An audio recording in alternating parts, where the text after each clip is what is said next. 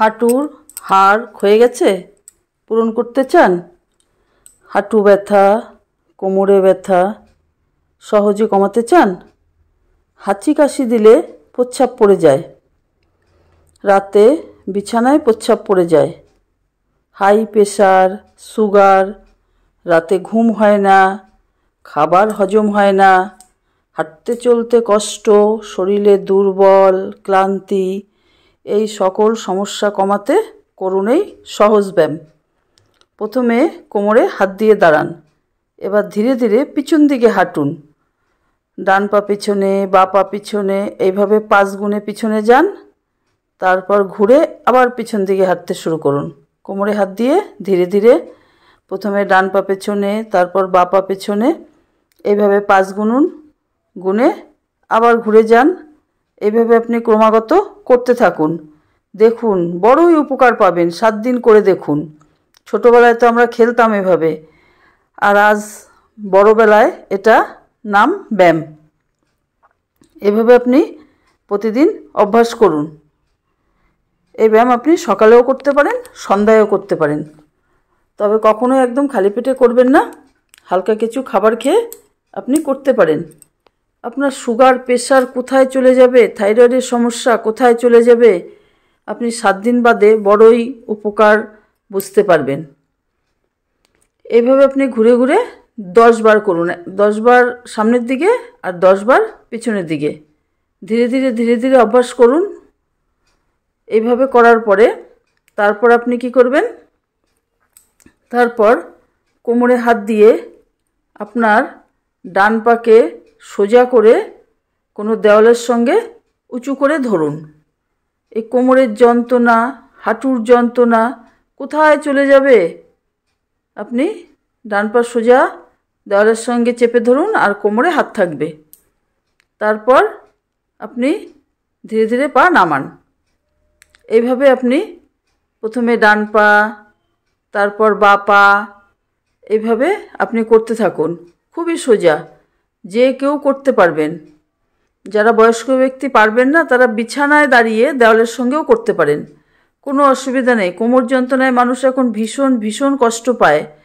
প্রায় লোকেরই শুনি কোমরের হাড় ক্ষয়ে গেছে, মুঠি মুঠি ক্যালসিয়াম ট্যাবলেট খেতে হয়। আর দরকার নেই, এই ব্যায়াম করুন আর সঙ্গে প্রতিদিন 1 চামচ করে সাদা তিল চিবিয়ে খেয়ে নিন, হালকা ভেজে চিবিয়ে খেয়ে নিন। আপনার ক্যালসিয়ামের ঘাটতি পূরণ হয়ে যাবে, সেই সঙ্গে আপনার পেট পরিষ্কার থাকবে। পেট পরিষ্কার যার, রোগ নাই তার। যার পেট যত পরিষ্কার, তার শরীর তত সুস্থ। কোনো রকম শরীরে রোগব্যাধি থাকতে পারে না। এবার আপনি করুন বাটারফ্লাই। বসুন, বসে 2 হাঁটু ভাঁজ করুন, 2 হাত লক করে পায়ের পাতা চেপে ধরুন। এবার আপনার পায়ের হাঁটু ক্রমাগত নাচাতে থাকুন, ধীরে ধীরে ধীরে ধীরে, ঠিক প্রজাপতির পাখার মতো। এই ব্যায়ামটির অন্য নাম তিতলি আসন বা বাটারফ্লাই। ধীরে ধীরে ধীরে ধীরে এটি আপনার প্রতিদিন করতে হয় 500 বার। 500 বার একবারে করা সম্ভব না, তাই সকালে 150 করুন, দুপুরে 150 করুন আর রাতে 150 করুন। হাঁচি কাশির সঙ্গে প্রস্রাব পড়ে যায়, প্রস্রাব ধরে রাখার ক্ষমতা কম, যখন তখন প্রস্রাব পড়ে যায়, প্রস্রাব চাপলে দৌড়ে বাথরুমে যেতে পারেন না, কাপড়ে চোপড়ে হয়ে যায়, এমনকি রাতে ঘুমিয়ে থাকলে বিছানায় হয়ে যায় আপনার অজান্তে। খুবই লজ্জার ব্যাপার এবং বড়ই সমস্যার ব্যাপার। কত ওষুধ খাবেন আপনি? শুধু এই ব্যায়ামটি করুন, আজই শুরু করুন। 7 দিনের মধ্যে আপনি উপকার পাবেন, ভীষণ ভীষণ উপকার পাবেন। ধীরে ধীরে করুন, ধীরে ধীরে অভ্যাস করুন। খুবই সোজা। আপনার বয়স 60, 70, 80 যাই হোক, কোনো সমস্যা নেই। আপনি ধীরে ধীরে ধীরে ধীরে এই ব্যায়ামটি অভ্যাস করুন। আজ থেকে 7 দিন করুন, 7 দিন বাদেই আপনি বুঝতে পারবেন আপনার কতটা উপকার হয়েছে। আর এই ব্যায়ামটি করলে যে শুধু আপনার প্রস্রাবের সমস্যা কমবে তা না, সেই সঙ্গে হাঁটুর যন্ত্রণা, কোমরের যন্ত্রণা কমবে, লিভারের ফ্যাট কমবে। আর ব্যায়ামটা আপনি প্রতিদিন একই সময়ে করার চেষ্টা করবেন। সকালে করলেও একই সময়ে, রাতে করলেও একই সময়ে, বা আপনি যদি দুপুরে সময় পান দুপুরেও করতে পারেন।